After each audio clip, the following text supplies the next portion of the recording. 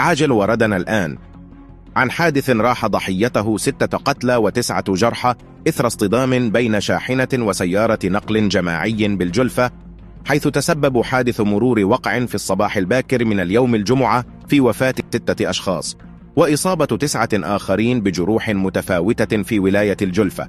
وتدخلت إسعافات الحماية المدنية بعين وسارة مدعمة بإسعافات المركز المتقدم بالصقيعة هذا اليوم 11 أوت 2023 في حدود الساعة 2:06 لأجل حادث مرور تمثل في اصطدام مباشر ما بين شاحنة من نوع أدلتا وسيارة بيجو نقل جماعي. الحادث وقع على مستوى الطريق الوطني رقم 1 بالمخرج الجنوبي بمدينة عين وسارة حوالي 3 كيلومتر بالقرب من محطة الخدمة طيبة.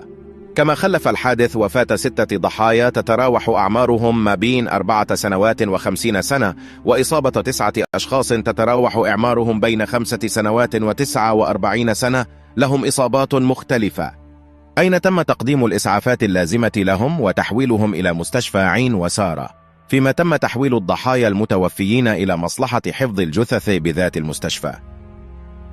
إخواني في الله، أحتاج 10 ثواني فقط من وقتك. صلي على رسول الله صلى الله عليه وسلم. هل صليت؟ جيد. والآن قم بالاستغفار 10 مرات. الآن قد فزت بثواب.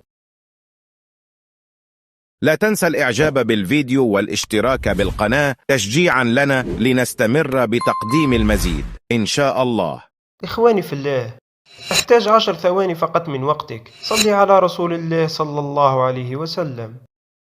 هل صليت؟ جيد. والآن قم بالاستغفار 10 مرات.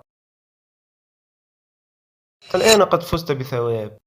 لا أريد إعجاب ولا اشتراك، أريد منك فقط أن تصلي على رسول الله صلى الله عليه وسلم. أريد أن نجمع أكبر عدد من التعليقات للصلاة على خير الأنام حبيبنا محمد.